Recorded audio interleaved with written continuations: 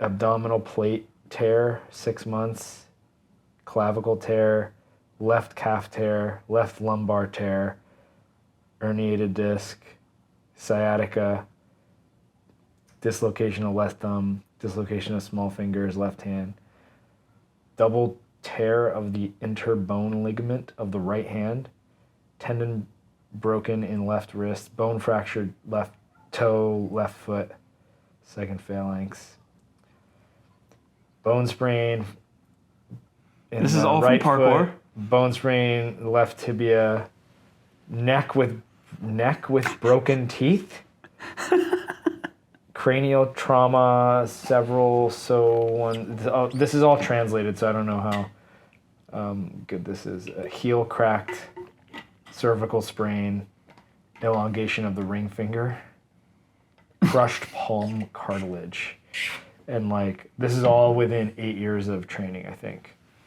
And he posted this before the bail? This was from 37 weeks ago. So like, and then Sam, I don't know, do you know Sam Ultima? Yeah, I know the name, yeah. But what have your wounds taught you if you're still suffering such physically intense injuries because no longer being afraid of being hurt isn't really an advantage in itself, rather it's a constraint since you don't protect yourself from what destroys you.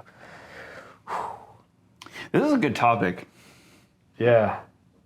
I don't know, should we just kick it off there? Like, was that an intro? it kind of sounds like it might be an intro. I was talking to you today about like Goggins.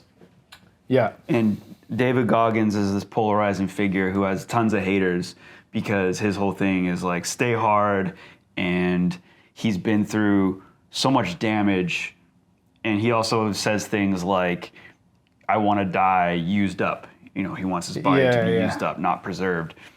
And I went through this my first 12 years of parkour without having like any issues, really. I had some jumper's knee, I had a little baby ankle sprain, but nothing really that I would consider a lot of damage. And then since then, now I have a ruptured Achilles tendon and a torn up knee.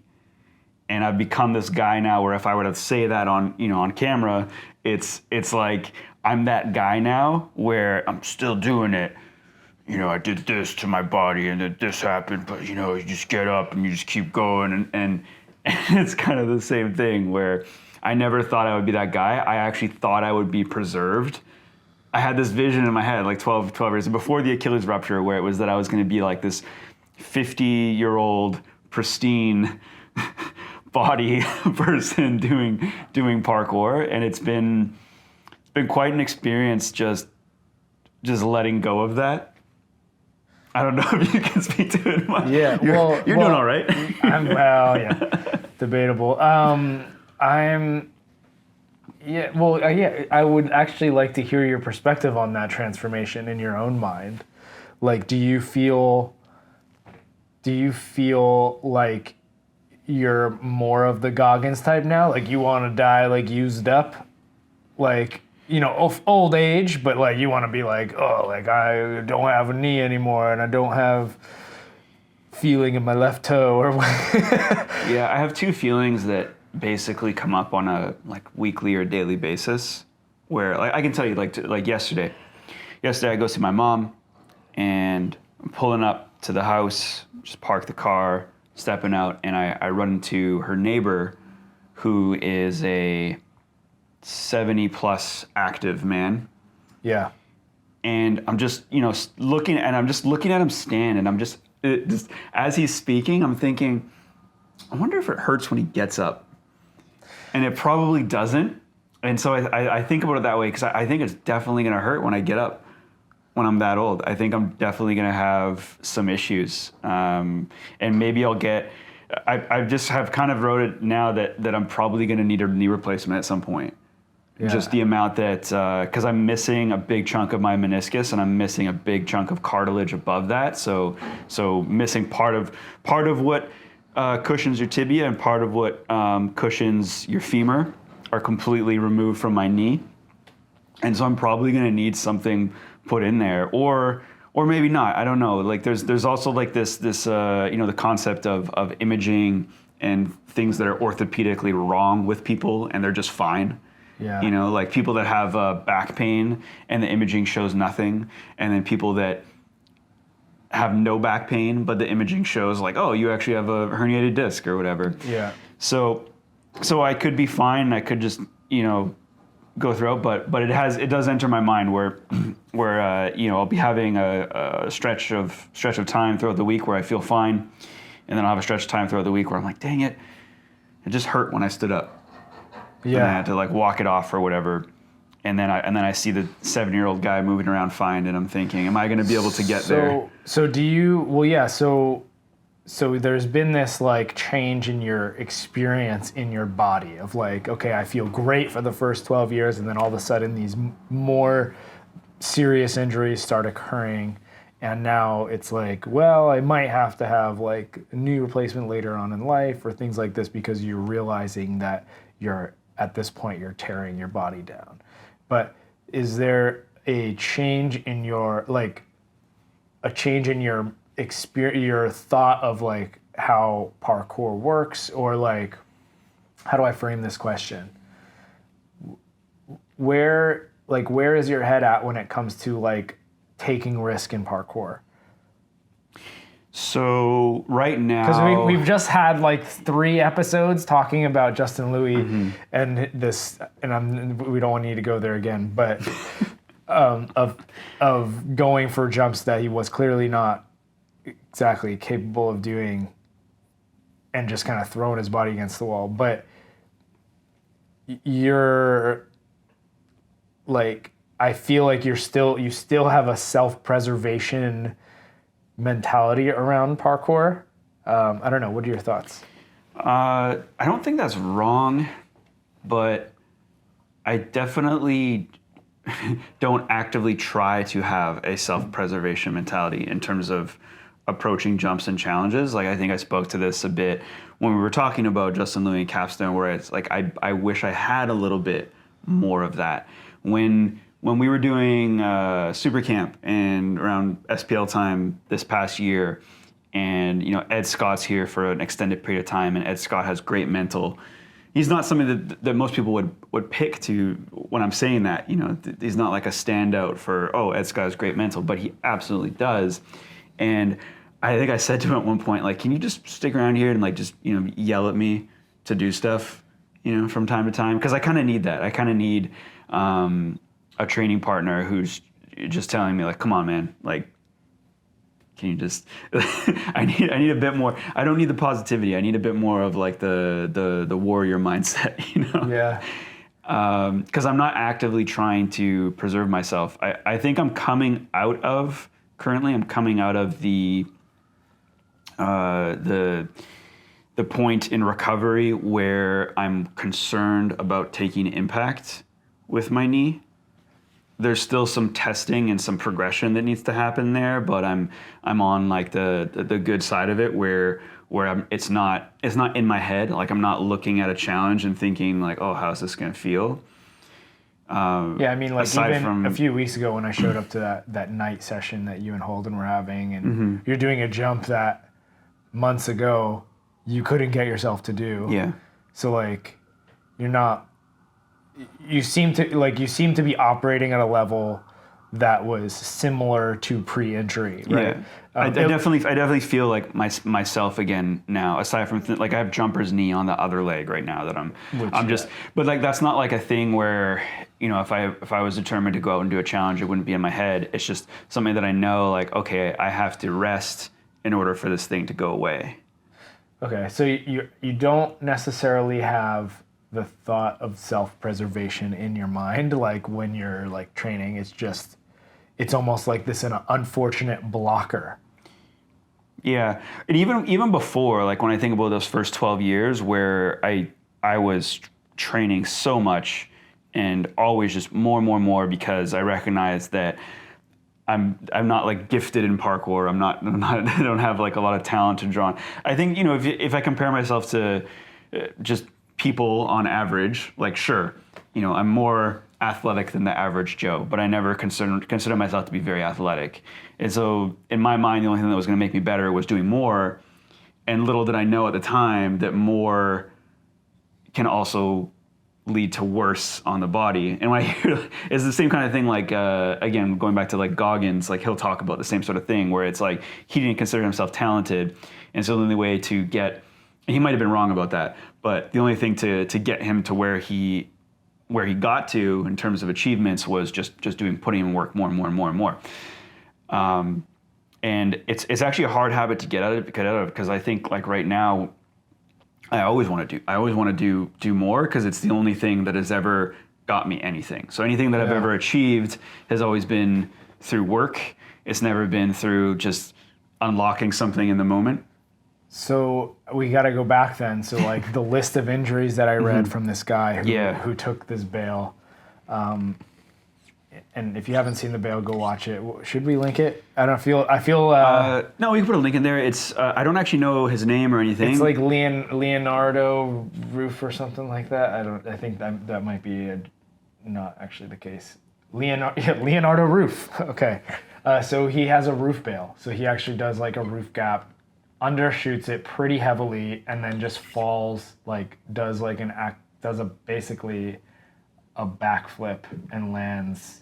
You can't really see how he lands, but like he's very lucky to have survived the fall, let alone be able to walk away from it. But it's kind of like brings into question like this thought of like self-preservation in my mind in parkour. Because one of the central tenets early on in parkour was to be into last, right? And so we've, at this point, seemingly as parkour has moved more towards extreme sport and away from a discipline akin to a martial art, the more there's been a recklessness associated with it. And that's not to say that there wasn't recklessness in the past. There absolutely was. There was people that I can think in my mind of this massive like roof gap somebody tried and did a bounce back and fell from like height. And there's countless clips on YouTube you can find of people bailing back all the way to the mid 2000s.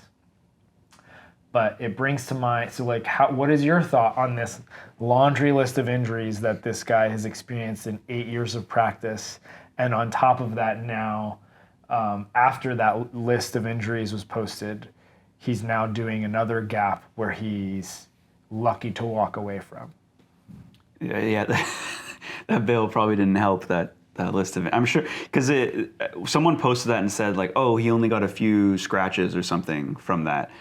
But I wonder, now that we're a few days removed, I wonder if that's changed, if he's had anything checked out. But seemingly the tree saved him. Yeah, but I saw he commented saying the tree didn't save him, that it blinded him momentarily, so he couldn't see when the ground was coming, so he landed more awkwardly because of the tree than I don't know. I also don't trust anything this guy says because he's throwing he's doing. My perspective is that it's really stupid. Like, I said this to somebody else, but this is fail porn, right? We're watching this guy fail, and he's walking away from it, so it's okay. But had he like suffered a severe injury or died, we would be having a very, you know, the parkour community, the parkour culture would be having a different conversation altogether. But instead, we're watching this and being like, wow, what? That's crazy, fail porn. You know, it's like, I don't know. I'm. And he, you know, I watched some of his videos, and he's not unskilled. Like, he knows how to jump, he knows how to land for the most part, but he keeps getting hurt. But he clearly keeps getting hurt, and he's arguing. He's like, I'm trying to find the limit, and it's like, man, how many times you got to find the limit to know that that's the limit? Like, yeah, I guess we all find limits differently. Because for me, I've never wanted to do anything sloppy. For example. Like, since I started parkour and learned how things worked, I've always wanted to well, like at first I think my first year of parkour was just to like look good. like learn the basic the basic moves at the time and look good doing them. And then we started to have conversations, I remember, with who I was training with at the time about how there was a similarity between the aesthetic and actually the functionality and what feels good in the body. This is all, this is all like immature thoughts. And then what I spoke to earlier about that first 12-year stretch and thinking about being this pristine, ultra healthy person later in life was all ignorance. That's all it was. Like I don't think my mentality around like what I want to get out of parkour has changed at all. Actually, I think I'm still pursuing the same things I always was, but I'm just not ignorant to what I'm actually doing. I've kind of had to accept a little bit about that maybe I'm not actually pursuing health. In some ways, I am because being fit is definitely helps with other health outcomes that wouldn't happen from not training and not being fit. But the amount of training and the amount of pursuit of challenges and risk definitely can carry a toll with it, which I've experienced. Yeah. So, I mean, personally, I do have like, I do value the self-preservation in my mind of like I feel like I generally will take the appropriate amount of risk most of the time when I'm training, where I'm not like pushing too hard to do like things that are like outside of certain abilities, where we have had other people in our own community, and of course there's people outside of it who have kind of been a little bit too strong mentally for their own good, and that's resulted in them having bad injuries that they really couldn't come back from, at least, and perform at the same level, or completely quit altogether. So I value that self-preservation in my own brain because it's kept me relatively safe and successful throughout my parkour career so far.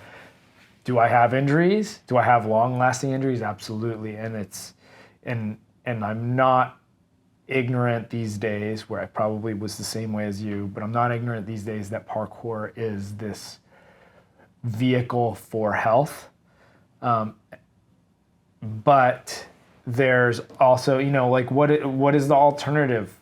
If you don't do parkour, you don't do an activity that keeps you moving and challenges your mind and challenges your body in these different ways.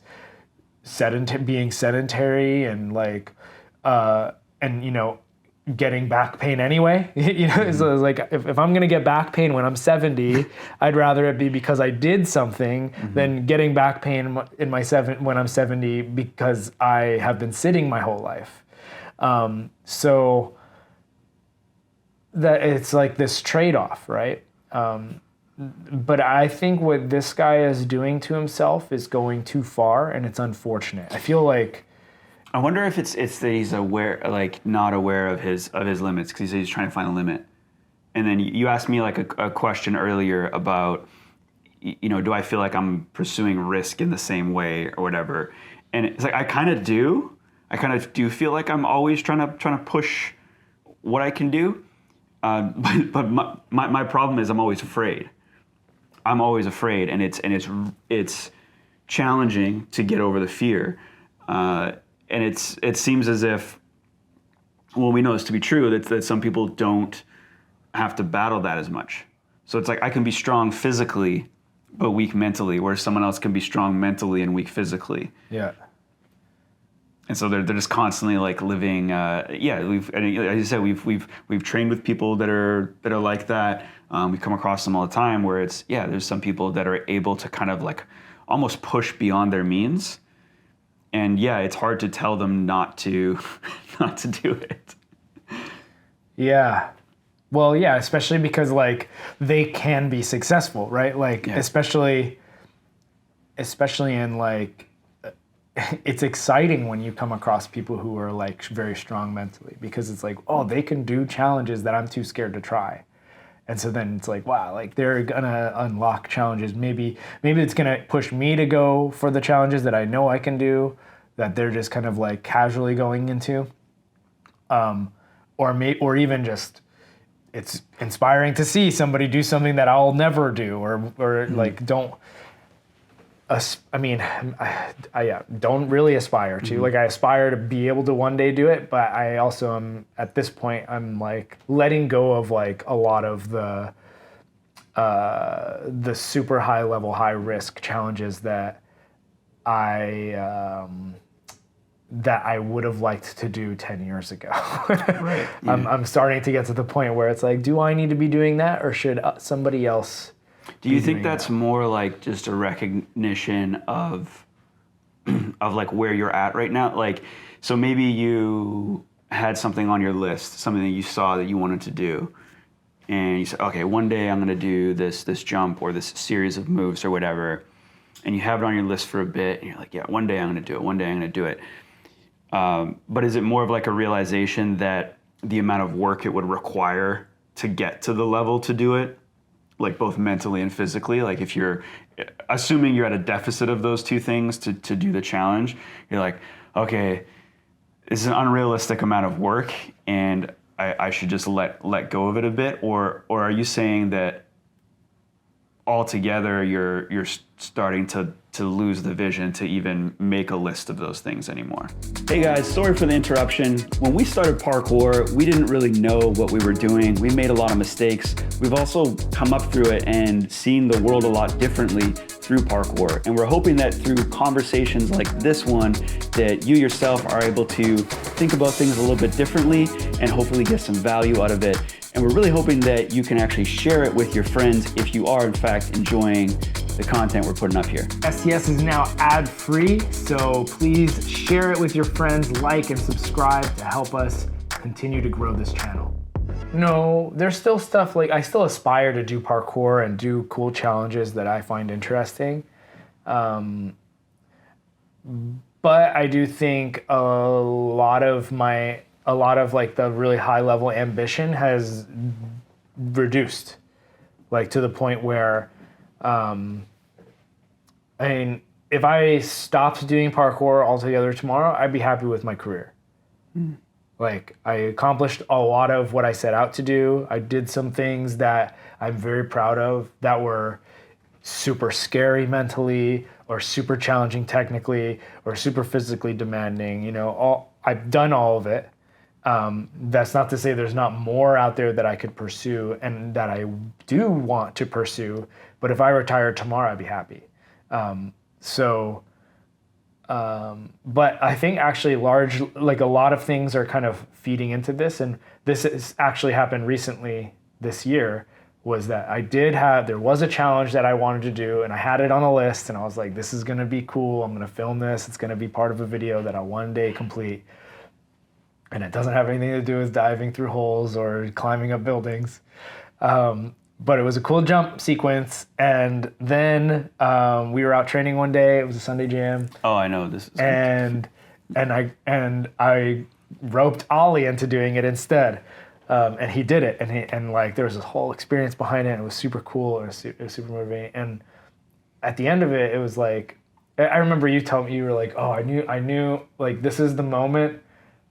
You said to me, like, this is the moment I knew you gave up or something along those lines. Not as harsh, but it was like, yeah, like this is when I realized that because it was a challenge I wanted to do. That's how it felt like. Whatever I said, that's what it felt like.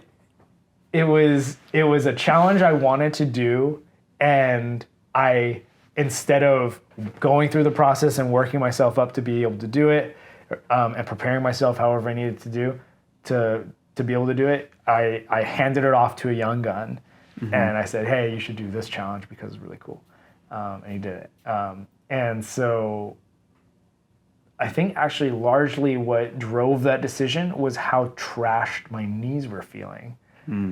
And since then, I've started to feel better. Like my knees have been feeling way better, and it's a lot to do with lifting weights and like, you know, also seeing a physiotherapist, which, you know, helps when you get some help. Range Physio. If you're local, go see Ian with Range Physio. But yeah, so now my legs are feeling a lot better, and I'm not. Part of it was like, like realizing that it was an injury in the first place. I don't think I recognized that yet. I thought it was just like, man, I'm getting old and parkour is taking a toll on my knees, and so I guess I'm done doing hard jumps now, you know. So I don't know if like maybe next year, if I had not told Ollie about that jump sequence, maybe next year I would have done it. I don't know, or next season, like summer. Yeah, I think I'm kind of in the process of kind of building myself up again and coming back so that I still have like another few years of like good, cool parkour in me. But we'll see. I don't know. Only time will tell. Mm-hmm. Yeah, I mean, I don't like to think of it that way. I like to like, you know, I'm still able to produce power. I think I definitely peaked in power at like age 29, before I tore my Achilles tendon. Makes sense, right? And you know, I've been able to do some things since that. I think I've joked about it sometimes in training where I'll finally have the maybe the mental or the technical ability to commit to something, and I think I've said it a couple of times where I'll say, it'd been really great if I like tried to do this when I could actually jump further, you know, like just you know, because you have that just so much more to work with. Yeah. Right. If you think of yourself as like I don't know, a structure, right, and it's like, oh, the more like a clay sculpture, the more clay I have to work with, the bigger and better this structure can be. But you know, I've like fine-tuned like my chiseling, my skills to be able to commit to certain things. But it would have been so much easier when I just had more material to work with. Yeah. I mean, and that's kind of that's where I'm at now. I mean, I want to build up my physical, and I've been putting this off for years. Of just like, you know, I stopped strength training and just went on a parkour kick. I was just like only the parkour mattered to me, and it was just like all like the technical stuff, the stuff that scared me, that's what was cool. And like slowly I started like deteriorating. And now I'm just like on a kick of like, let's get my physical back. And I'm probably not going to be able to jump as far as I did in my 20s. But I'd like to at least see a glimpse of that again. And hopefully that will be what prepares me well for the next season of outdoor parkour. So this was like the second thing we wanted to talk about today, beyond that bail. Nice segue, by the way. You already kind of covered two points here, but we'll dig a little bit deeper. Deep. So we've started an off-season program, and my personal interest in this is I always do, for as long as I can remember, I've always tried to structure my parkour in seasons, but I've often failed at it. Like I would often switch into, it's hard, man, like to switch into off season. It's like, okay, I'm gonna do maybe 80% strength training, 20% parkour, you know, hypothetically. Let's just throw that out there as a number. And I would end up doing the amount of 80% strength training, but not cut down the parkour to 20%. I would still try to, you know, 80 and 80. It's just it's an addictive activity, man. So that was always my problem. As I think in the past, I never actually got to really actualize a lot of the improvements that one should get from cutting up their training into seasons or into compartments, or however you want to slice it there. And now I'm interested in, you know, seeing if I can slices. Yeah. Seeing if some of the younger guys we have around that are very passionate, if some of what I've learned can be passed on. And so we got 4 guys right now that I think we've seen as like these 4 are probably going to be the next the next team, the next generation to be in Vancouver representing Origins, however you want to slice that.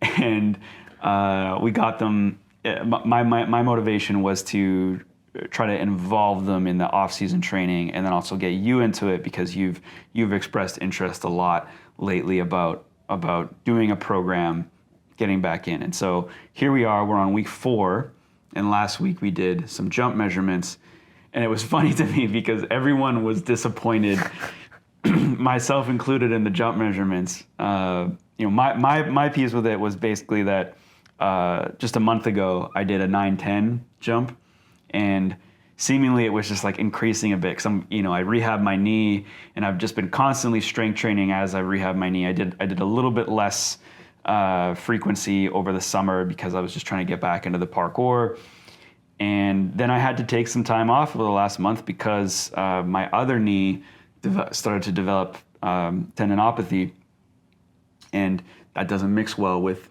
jumping and landing. So I scored in at a 9.8, not a 9.10, and I'm just 10 feet has evaded me for the. I actually you could go back on the Origins YouTube and you can look at my off-season training that I was actually doing post-injury at the end of 2020. This is when I was just in this, not knowing what was going on with my knee, thinking that it was a bruise, as they told me, and trying to like go through a strength program and a power program, and I didn't get. I was actually able to squat pretty heavy during that time, but I ended up relapsing on the injury quite a bit through that period. Some of it recorded on video, some of it not, and then had surgery, and it's been basically like almost like a 2-year break all in, where 10 feet has evaded me. But that's my goal right now, is try to see if I can get back to 10 feet. You're at a bit more of a deficit right now, though. Freaking huge deficit. Yeah, so at my peak jumping ability, I was able to do a 9.6 broad jump, and that's measured to heel. Yeah, so that would be, did you ever measure? I've done over 10. Okay. I've done over a 10-foot standing precision jump. I don't know how far above 10. Mm-hmm. Maybe it was just like 10.5. If I compare like what I was hitting and like what you were hitting around the time, because we got pretty close. I actually think when I first met you, you definitely had a bigger running pre than me, and I don't think that ever changed. I don't think I ever caught up. But I had the bigger standing jump, yeah. And then you got like really close to, and we were both training it, but you got really close. Yeah. I'm pretty comfortable in saying that I did a 10.5 edge to edge. Never recorded. This is pre Instagram and everything, yeah. But yeah, I don't expect all. I don't like talking in the terms. Like I'm definitely a realist, but. Yeah, it is unlikely that I will hit that again, but I'm gonna try. Yeah. So when I first moved here, it was like there was a huge emphasis on being able to jump far, mm-hmm. And there just wasn't that where I was, and I also like barely did much like precision jumping in general. Like just wasn't like a big focus on my practice yet, and when I moved here, it was like. No, we lift weights, we eat a lot, and we jump far. That's the trifecta. And so I came here skinny. I was like 125 pounds, maybe, so soaking wet. And then I went all the way up to almost like 150. And then I like baselined at like 140. I always feel like you were in a competition with Ma to see, I was, yeah. He was the perfect person to compete against because he was the same size and roughly weight as me, mm-hmm. And he was way stronger. So it was just like, cool, I'm gonna try to catch up a little bit. And then we were jumping about the same distances, and like you used to have the record board in the gym. Of like people who came in the gym, like record, and it was like one of them was like standing broad jump, and it's like I'd come in, I'd be like, "Damn it, Mom beat me again! Like I gotta jump today," and yeah, so my jump has deteriorated significantly. So I was probably jumping over 10 feet. And then this last week I jumped 9.1 and I failed 9.2. So it was like pretty disappointing. And I had low expectations going into it, but I just didn't realize how poorly I would be jumping. It also sucks jumping next to Holden and Nathan right now. I almost wish we didn't do that because I've been training with Holden in the summer and I knew he had in my head, I'm like, he can jump a little further than I can. Yeah. But this just made it clear that no, he can jump a lot further. He can jump a whole foot further than me. Do you remember when we were at SFU and there was that jump that was like getting in your head and then you, me, and Ollie did it? Yeah. I was like, I knew both of you could jump further than me, but like, I didn't realize it was going to be like that significant of like a difference in our jumping ability, like output here. And well, we all did the jump, but it is different when you're jumping at things that have consequences, but it's crazy because like a couple months ago when I was training a bit with Holden outside, if he hit something first try, I'd be like, how much you give it? Yeah. Because that would give me, in my mind, it would let me know if I could do it, because I assumed I was only a couple inches away from him. I didn't assume that I was a whole 12 inches away from him. That's wild. Yeah. He could jump a foot further than you. But I almost wish that I stayed in that ignorant mindset of not knowing because now I'm gonna have that in my head anytime that he does something. Anytime it's like, he could jump a foot further than me, so I'm not gonna try it. Exactly. And it's the same thing for you, like with that because thinking back on it now, it's like, I could jump a lot further than Tom. I didn't realize that, and there we were doing the same jump. I mean, my issue with that one was just the lack of exposure to. There was some height to it, a narrow wall, and all this kind of stuff. That also like the overshoot was like not that appealing. No. It's like a little bit of a drop. Mm-hmm. So for me, it was like, I know I'm not going to overshoot this. Mm-hmm. If anything, it'll bounce or stick. But I think actually, like, you and Ollie could physically overshoot it. Mm-hmm. So I think it was potentially more scary. Yeah. I don't know. Well, it was 100% the type of jump that I just... like the thinness of the wall is almost a rail. It was... I don't know. I'm just sitting here making excuses now for a meaningless jump, but it was just a necessary. I was happy with that day because it was a necessary part in the progression I've been going through of just getting back into doing parkour, of just looking at things like, I used to be able to commit to this and do it, but just coming, you come out of a thing, and I talked about this before, where it's like first step is get used to the idea of like, hey, it's going to be okay that I'm going to jump on this leg. Yeah. But then there's the rest of you, and parkour is really this thing that you get back into where the longer you're away from doing things that are close to your max or near your max or put yourself in positions, the harder it is to get back into. Yeah. And I feel that. Yeah. Well, yeah. It's been hard coming back to like a lot of jumping challenges because I was actively avoiding big jump challenges for a while, for like years now. So here's actually one of the questions I wanted to ask you about. Oh, okay. When I said I had hard questions for you, so from my vantage point. And I don't know your schedule and everything. My vantage point, you not only took a break from weight training, but you took a break from like just training frequency. Yeah. And I want to say it was about 5 or 6 years ago, where there was from my vantage point, there was a drop off in, and I definitely made moves where we were talking about the mixtapes and stuff, and that was like peak. So we think mixtapes ended. When did mixtapes end? 2016? Someone commented on it last week, and I don't know, but yeah. I like I said, for me, it was when I tore my Achilles tendon, and I just kind of, like I said, when I came back from that, there was just a big focus, and I'll admit, I started to get really selfish with my training, and I started to like almost like seek like seclusion a little bit with training, and definitely took notice that you weren't doing it as much.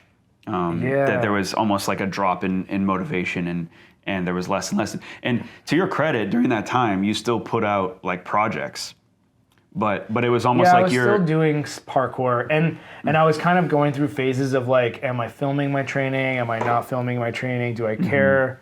Like, do I want to just have fun? So like, there was probably also a lot of times where I was training that you just weren't aware of.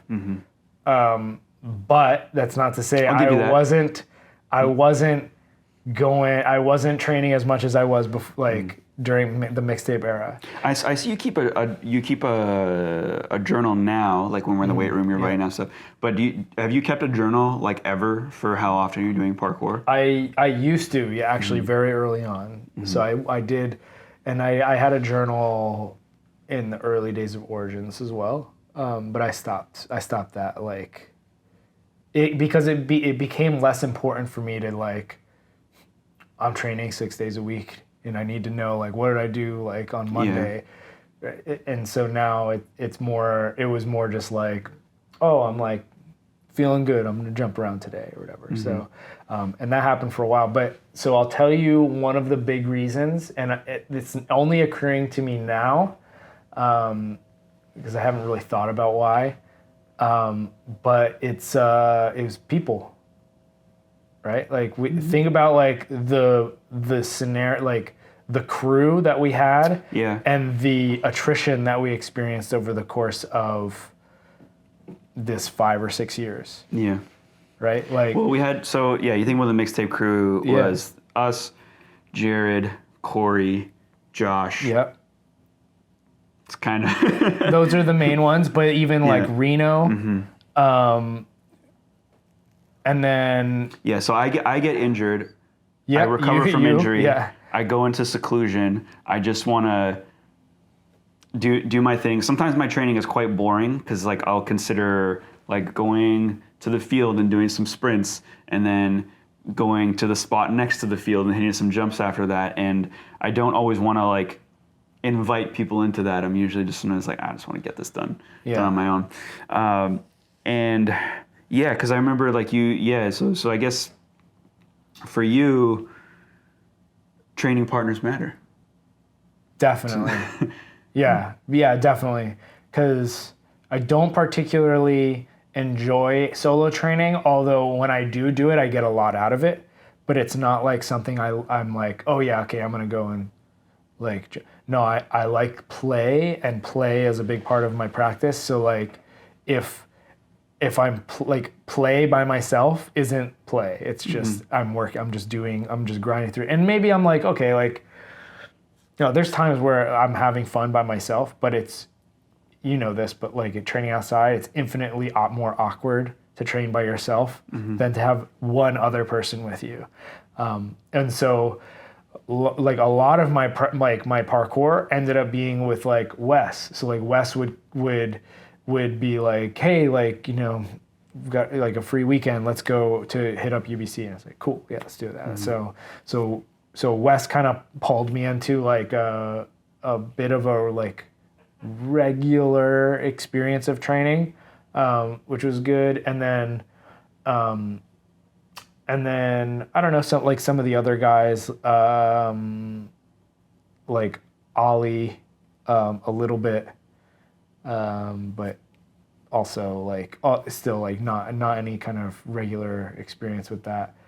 And but I think it's the crew. Like crew matters, and it's way more fun to go out with a crew to sesh than to just try to train on my own.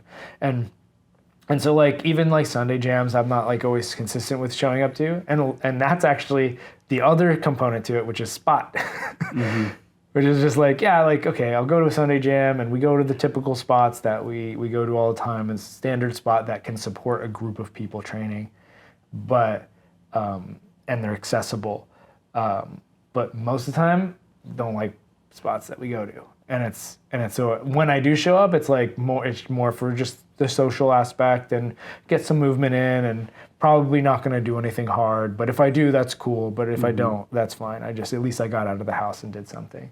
So yeah, that's so like I like exploratory sessions with people, but not too many. It's a very specific scenario we're looking for. So, but it worked so well when we were doing mixtapes, and that was probably the most fun I had during parkour. It was because it was based around like, hey, let's go find the challenge, let's do it as a group, and let's document it. Right. So, and here we are. Yeah. So years on from those days, and it's like the only thing that like then it became like it was just like, well, I have these projects I want to complete. Ascension 2 was a big one, and then Dive Holes was the other big one, and it was like anytime I was going out, it was like I'm basically unilaterally looking for those types of challenges because that's all I care about because of the project. So all my focus was into that. And so outside of the project, I wasn't training. I was just looking for things to do for the project. Right. And maybe a little preparation around the project. Yeah. So, yeah. I just wanted to bring it up because, we're just talking about this, and I was curious if, like, what it felt like for you. Because again, from my vantage point, it was like Tom doesn't train anymore. It was kind of like for the last, when I compared to like 5 or 6 years ago, particularly when it was training on top of the preparation, and then as you said, like you took away there's different kinds of preparation, but you took away like specifically like the weight training. Yeah. But then I don't think you were doing enough frequency of jumping and just frequency of parkour altogether to like retain some of the strength, because we've talked about this before, like, mentioned it, and when we talked to other people about the benefits and what you get out of strength training and what it can do for jumping ability and power, and that you were able to increase your power through supplementing with strength training, but then you were actually able to retain and have that even when you stopped doing as much strength training. I was about to say, I did retain that for a while after, but especially in the last few years, because my frequency has gone down so much. I mean, especially like other competing interests, injury, and just like not feeling good has impacted that. But yeah, like I did retain my strength for a period after. I don't know if you remember this, but you were this was a few years after I like peaked my strength, when I did like double body weight squat and everything. You were like doing workup sets in the weight room, and you had 275 on the bar, which was like my previous like 1 rep max for squat. And it's just a workup set for you because like you squat like way heavier than I do. But I was just like not warmed up. I walked over, unracked it, and I was like, this feels all right. And then I tried to squat it, and I did. It was the slowest. It was so sketchy. You jumped out of you were sitting down, you jumped up to run over to spot me to make sure I actually like got up out of it. But I finished the lift without any help. And I like after that, I was like, that was really stupid of me to do because I wasn't warm, and I just repeated a previous 1 rep max, but this was years after. And so it was like, oh, cool. Like, it was like almost, I really wish I hadn't done it because it ruined my experience of like potentially getting back in the weight room earlier because I was like, oh, I'm still strong. Cool. I should have hated on your depth. Yeah, I should have just been like, nah, that was shallow, bro. You do it again. Either way, it was probably the worst thing mentally that I could have done. I mean, it was great mentally for like, I feel invincible. I'm a superhuman person because like I'm still strong after not lifting weights. But it was the worst thing I could have done because it ended up making me even more resistant to getting back into the weight room. Because I was like, well, I'm already strong. I clearly don't need to keep getting strong. I don't need to squat more. I don't have any squat goals. All right, whatever. I'll just keep jumping and work on the other components of parkour. And that's the other thing too, is like I was very interested in the mental side of parkour. And so whenever I was training, I was trying to like find things that scared me, and I didn't want to do that all the time. So I just wasn't doing it all the time. So the frequency goes down. Yeah, that makes sense. Yeah. It is tough. Like sometimes I can really get into the mood of training and just drilling. Actually, I mean, you know me. Like, I'll do that all the time. Like, Yeah. I'll drill things, and I do get value out of it. But sometimes it is tough because it's not a motivating thing to do. To like be like, I'm just gonna practice things that I know I can easily do, and just do some reps of those things. Most people that do parkour don't like that approach. I'm sure there's like some students of ours that might watch this or listen to it and be like, that's exactly what they do. Yeah. But no, it's great. Like, keep it up. Don't stop doing that, because I do think there is tons of value in it. But it is definitely less motivating than seeking out, I'm going to do something Novelty. new that's going to make me uncomfortable. But also the very idea of that is sometimes not attractive depending on the time of day or whatever. You know, it's not something that you're always like really prepared to do. Unless you got a crew. You know? Yeah, crew helps. But here's the other thing too, is I stopped. Okay, so I used to go and train, like living with Jared. We would go out and train during the day, and then we would work in the evening or whatever.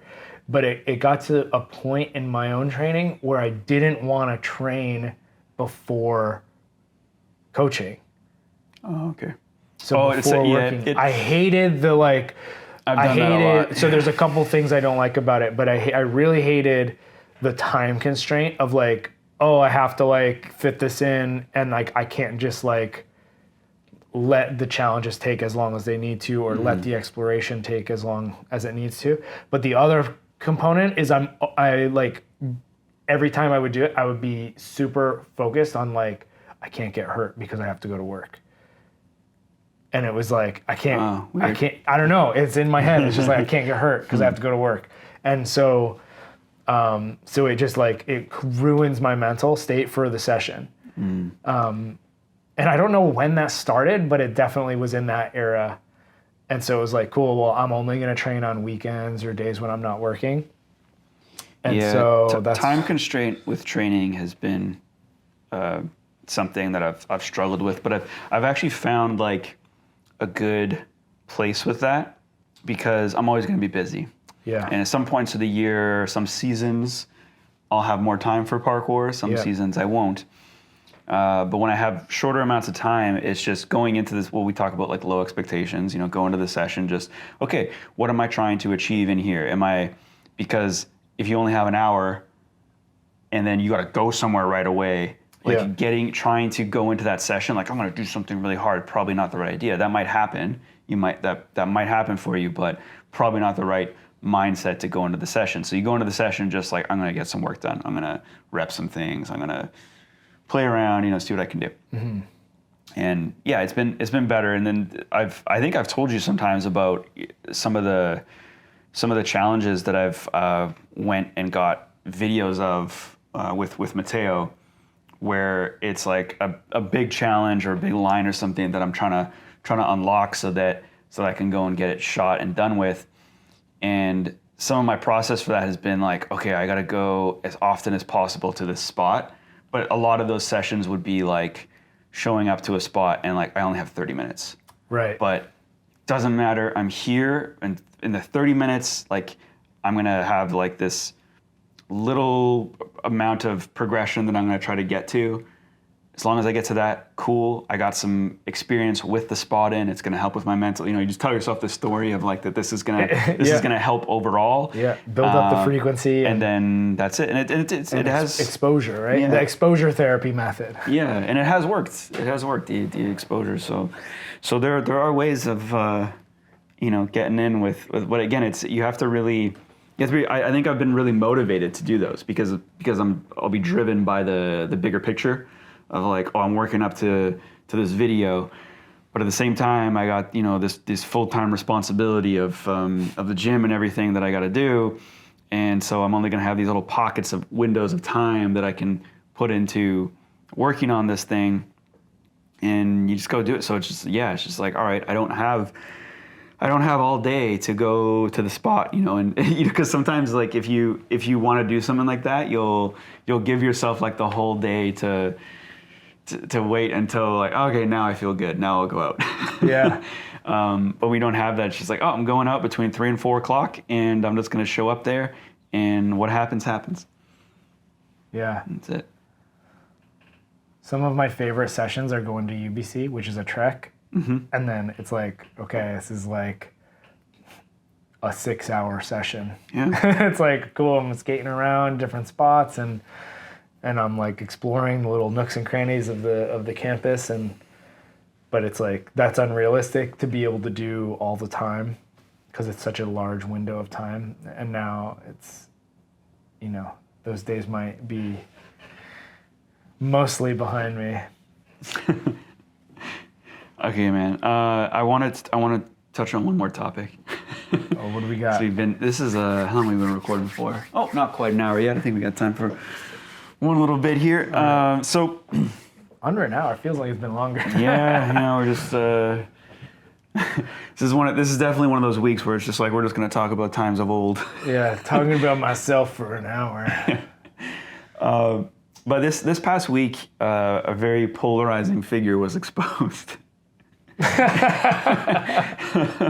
I think actually probably, well, I don't know if I was going to say I hope, but I think most of the people that listen are aware of the Liver King. And it's interesting because the Liver King is a big figure in fitness and fitness influence. And recently, he was exposed by More Plates, More Dates and Zach Talander as being what most people that know what they're looking at know as being someone that was heavily abusing steroids to achieve a physique and then selling himself as the practitioner of the 9 ancestral tenets and being a charlatan. Yeah. And it's interesting because I start thinking about parkour, and there are some people that I think over the years I've definitely looked at as charlatans, but we've never really got to the point where they were able to leverage what they were selling to the point of Liver King.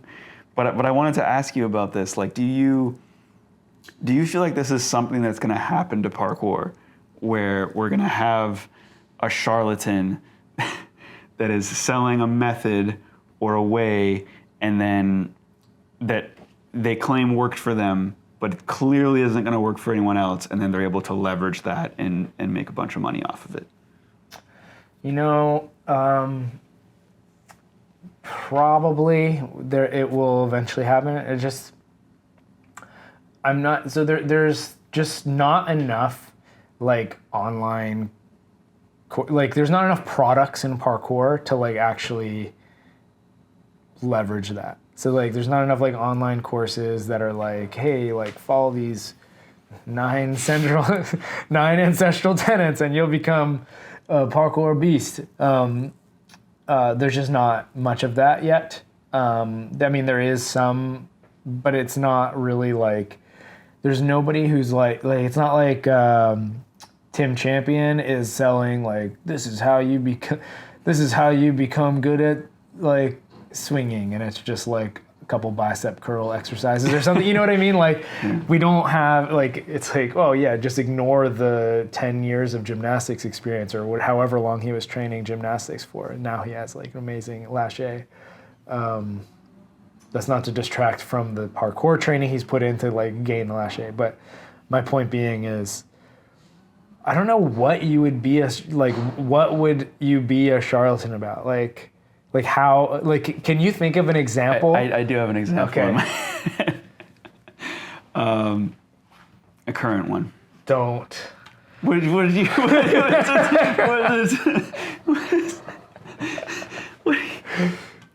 Who recently resurfaced after a break? I've known who you're talking about. So we're talking about Theo Thanchik. Yep. And he's not selling anything currently, but the way he does, if you look at the Liver King Lie, if you haven't seen this yet, go check it out. It's actually a very entertaining hour-long piece, almost documentary-ish, on the More Plates, More Dates YouTube channel. But it goes into the definition of a charlatan and how they speak and how they behave, my stance on Theo Thanchik is he's a charlatan, and it again, I relate to Zach Talander a lot because he talks about how it like angers him when these people surface and stuff like that, and he has to go back and understand like, why does this anger me? And I don't know if I've said anything publicly about this guy yet. Probably not. This is probably the first time, because I have to go back and be like, okay, like why is this upsetting me? And what is it doing harm? Is it whatever? And I think there is definitely some things he's been called out on that are harmful in terms of like fear mongering and talking about why people are injured. But I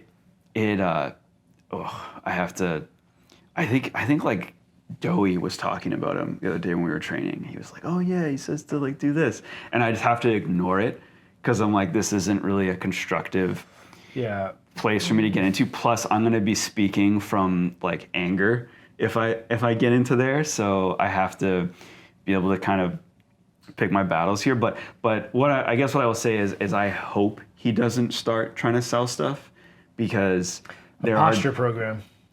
Yeah, because there are definitely people in parkour that like he's already been quite successful on his YouTube, and there's definitely people in parkour that are going to buy into it if he chooses to go down that route, and I actually don't see why he wouldn't. Yeah.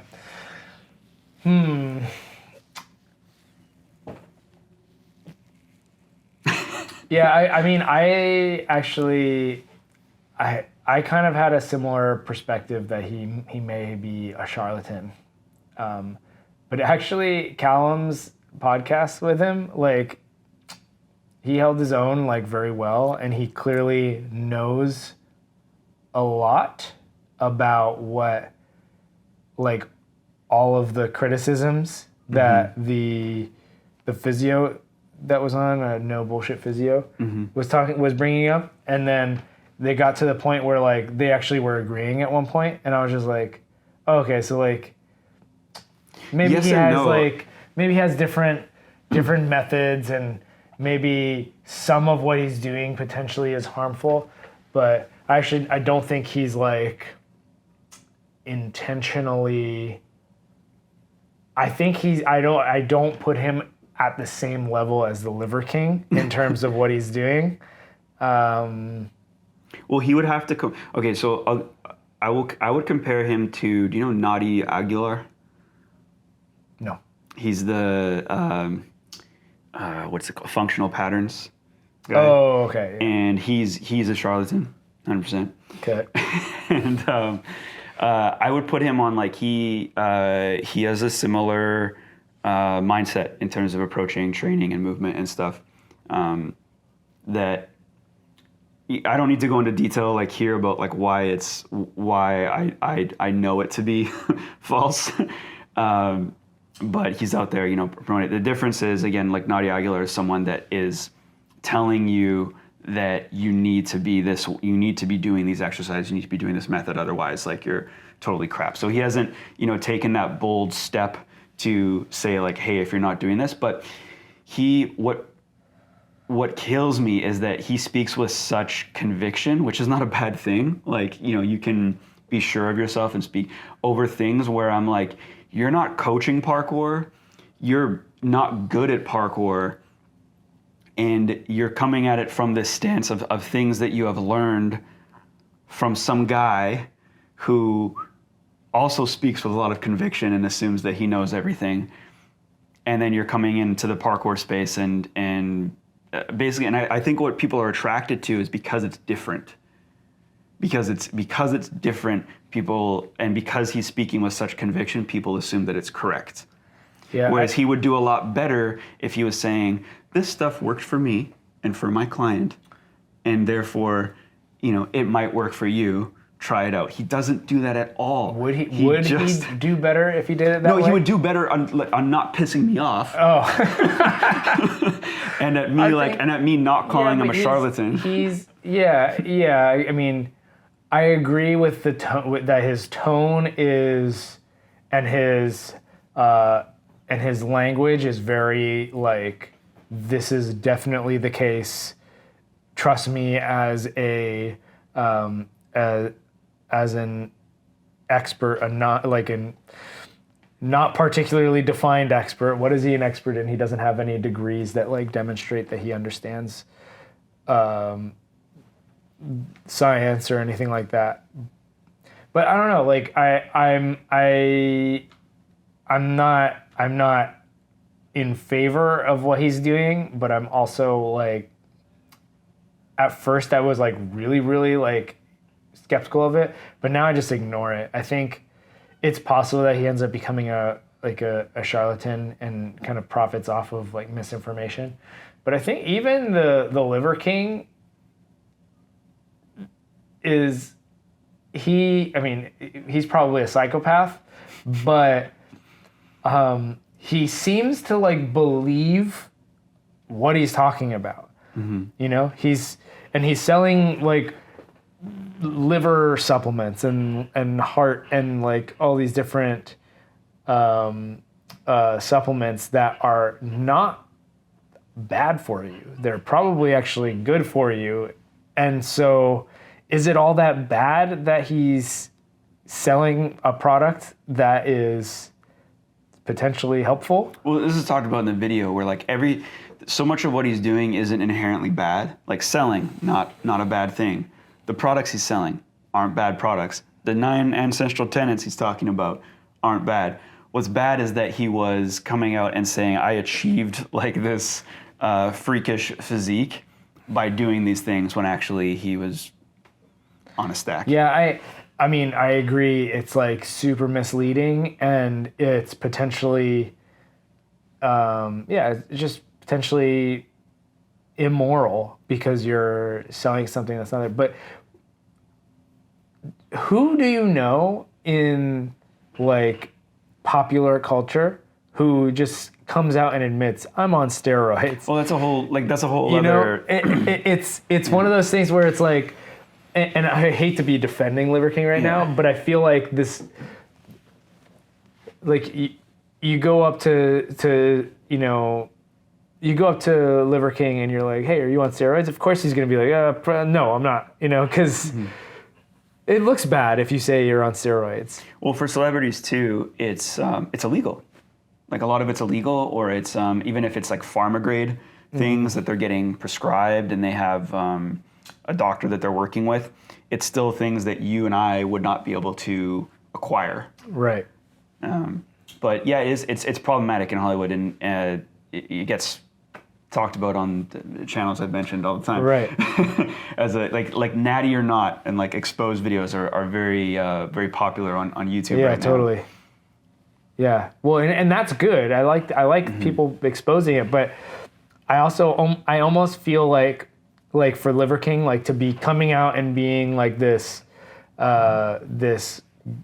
character who's like selling his brand and then selling products that are probably good for you if you buy them, but they're probably way overpriced as well. Because I mean, you could just eat liver and eat and get the same health benefits, but it's just odd. It's awkward to go up to Liver King and ask him, hey, are you on steroids? Of course he's going to say no, because anybody in that position would say no.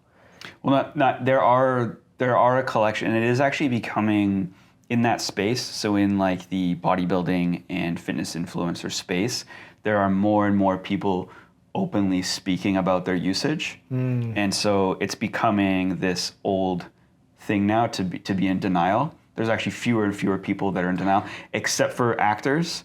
So Right. Actors are still in denial, but it's because I think they're probably told. I think they're probably on contract or something. There's probably like some other bigger story. There's more to it there. But like if you're a bodybuilder or if you are a fitness influencer, it's much more. Could you imagine the stigma if The Rock came out and was like, yeah, I'm on steroids, like the stigma that would be associated now? The longer you go, and that's the thing with Liver King. I think it's like the longer you go, the harder it is. And that's the problem that people had with his apology is, like what he should have said for his apology is, the first time someone asked me, I said no. And then I just kept saying no after because I'm not going to go back on it. Versus like if he had said yes the first time, if he had owned up to the first time. Like once you lie once, you just keep doing it, right? So I think that's the thing with actors is sometimes they'll tiptoe around it. Sometimes they won't be asked directly. Yeah. Like I don't think anyone has point blank been to the rock on camera, like, hey, natty or like not. what's your trend cycle? Yeah, What are you yeah. doing? What's your stack? But he's alluded to being natural. Also, he's selling like energy drinks and supplements stuff now too. So like it's not all that different. It's not all that different than other than that he hasn't been on a bunch of podcasts saying no, I never touched this stuff and I'm like all clean, you know. I mean, well, let's go back to Theo Tenchek for a second, because I genuinely believe that he genuinely believes what he's doing is good. Yeah. Right? And so let's say he puts together a program, he sells it. Is it immoral for somebody to think, like, it's like we're selling parkour to people. And we're like, hey, this is good. It's healthy. You know, it's like, are we being immoral here? Well, you could roll an ankle. You could, you know, if you go really hard on it, you might need a knee replacement by the time you're 50.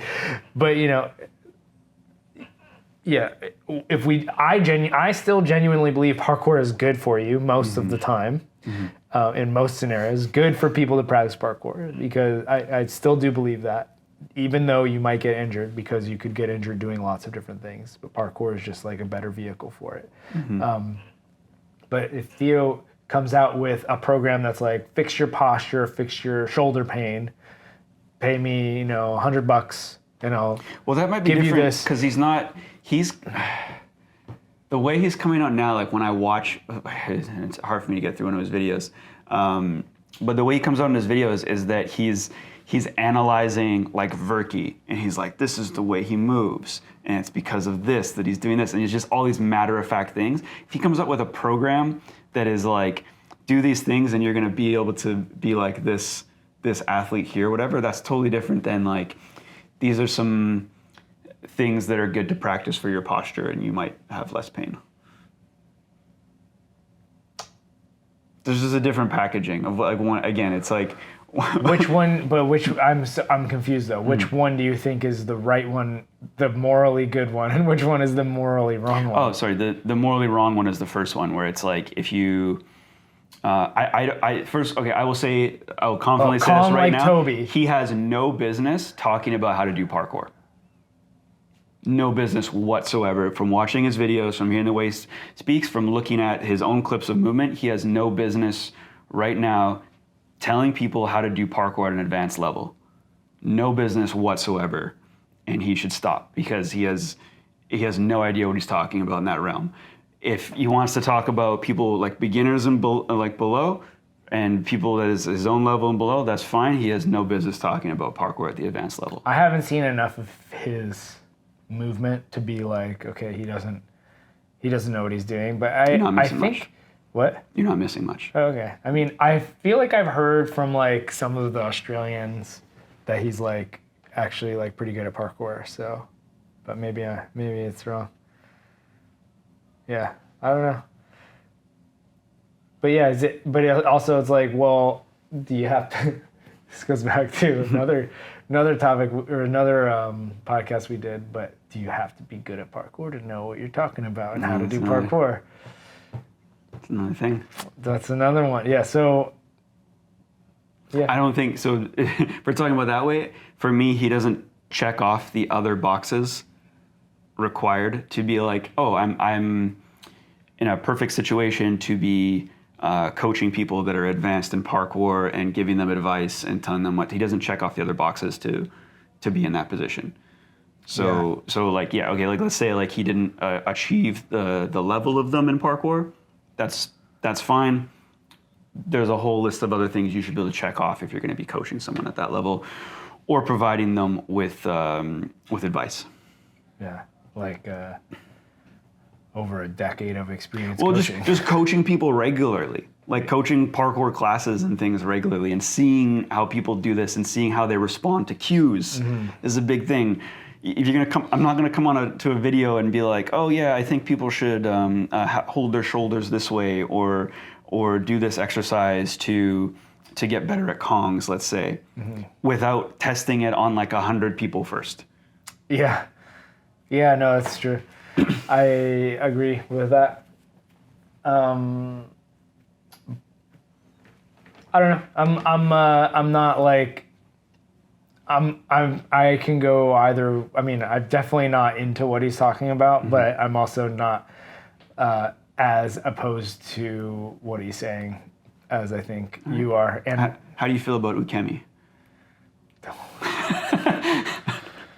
All right. All right. We won't make this a shit starting podcast. You know who had great ukemi? Who? Leonardo Roof. Right. He fell on his face and still walked away. There you go. Clearly knows how to fall. Yeah. Good save. Good save. Good save, guys. Okay. Is that it? Are we done here? I think we're done here. If you liked what we were talking about, please leave us a like. Smash the like button. It really helps us out. Leave us a comment if you have any questions or thoughts about this video. And we'll see you in the next episode.